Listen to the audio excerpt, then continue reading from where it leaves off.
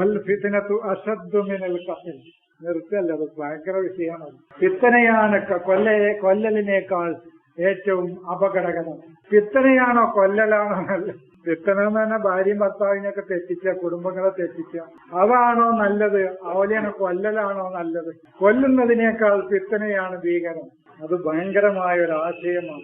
ഇപ്പോഴത്തെ അർത്ഥം പ്രകാരം നിങ്ങളുടെ വീക്ഷണത്തിൽ ഇപ്പോഴത്തെ അർത്ഥപ്രകാരം ഏതാ നല്ലത്? ഇപ്പൊ ഞാൻ എന്റെ കുടുംബങ്ങളുടെ ഇടയിൽ ചിത്രത ഉണ്ടാക്കണാണോ, ഓലൊക്കെ കുറിച്ച് കൊല്ലലാണോ നല്ലത്? ഏതാ നല്ലത്? ഇവര് പറയുന്നാൽ ഫിത്നയാണ് കൊല്ലുന്നതിനേക്കാൾ ഭീകരം.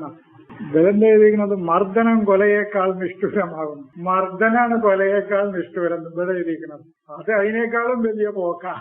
ഫിത്തന ഉണ്ടാക്കിയാൽ ചിലപ്പോ ആ ഫിത്തന വളർന്നു വലുതായി 4 ആളെ കൊല്ലുന്നതിനേക്കാൾ ഒരു സമൂഹത്തിന്റെ കൊലയിലേക്ക് അത് എത്തിക്കും എന്ന് വേണമെങ്കിൽ വ്യാഖ്യാനിച്ച് നമുക്ക് ശരിയാക്കുകയൊക്കെ ചെയ്യാം. ഇത് മർദ്ദനാണെന്ന് പറയുന്നത് വളരെ പോക്കാണ്. മർദ്ദനമാണ് കൊലയേക്കാൾ നിഷ്ഠൂരമാവുന്നത്. ഒരാളെ 4 എണ്ണം തല്ലലാണ് മർദ്ദനം. 4 എണ്ണം കൊടുക്കുന്നതാണ് നിഷ്ഠൂരം. എന്തിനേക്കാൾ? കൊലയേക്കാൾ. നിങ്ങളാണെങ്കിൽ ഇങ്ങനെ ഒരു അർത്ഥം എഴുതും. ഏറ്റവും ചുരുങ്ങിയത് പറയും, സത്യത്തിൽ പറയും. നിങ്ങളാണെങ്കിൽ ഇങ്ങനെ എഴുതും. ഇങ്ങനെ മർദ്ദനമാണ് കൊലയേക്കാൾ നിഷ്ഠൂരം. സത്യത്തിൽ പറയും, നിങ്ങൾ ഒരു പണ്ഡിതനൊന്നും ആകണ്ട, നമ്മളാണ് ഇങ്ങനെ ഒരു അർത്ഥം എഴുതും. ഇത് എഴുതുമ്പോ ഒന്ന് ആലോചിക്കണ്ടേ, പഠിത്തനെ എന്തപ്പോ ഞാൻ എഴുതിയത്? സമൂഹത്തിൽ കുഴപ്പമുണ്ടാക്കലാണ് ആളെ കൊല്ലുന്നതിനേക്കാൾ. അത് പിന്നെ വ്യാഖ്യാനിച്ച് നമുക്ക് ശരിയാക്കാവാണെങ്കിൽ, മസ്ജിദുൽ ഹറാമിന് അടുത്ത് വെച്ച് നിങ്ങൾ അവരോട് യുദ്ധം ചെയ്യുക. ഫിത്തനക്ക് ഇതിന്റെ ശരിയായ അർത്ഥം ഞാൻ പറയാം. മറ്റേയിലേക്ക് ഇപ്പൊ പോയാൽ ശരിയാവില്ല.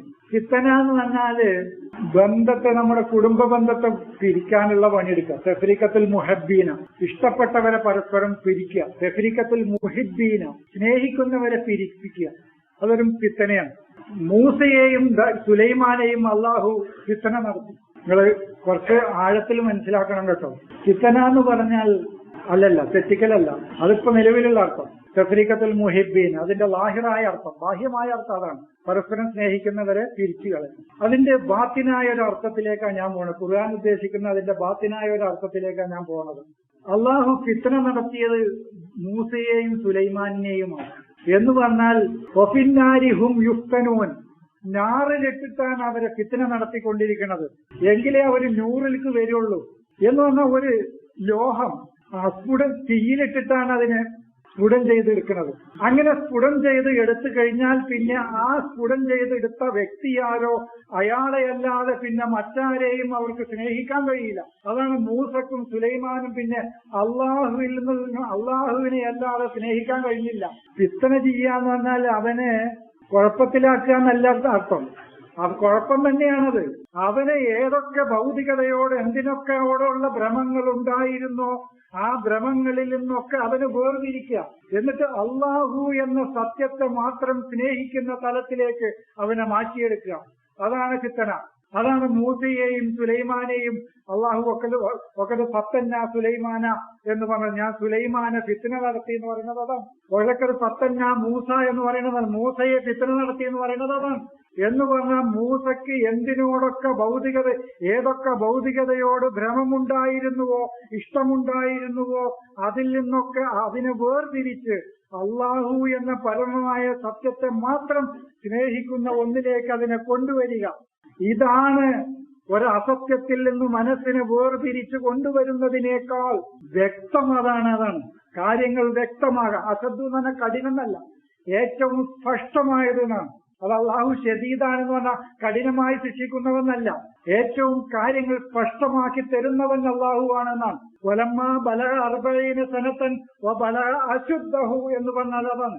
കാര്യങ്ങൾ വ്യക്തമാകുന്ന തലത്തിൽ ഒരു മനുഷ്യൻ എത്തലാണ് അവന്റെ 40 സനത്തിൽ അവൻ എത്തല്, അല്ലാതെ 40 വയസ്സിലെത്തലല്ല. അവൻ കഠിന ഹൃദയനായപ്പോൾ എന്നല്ല.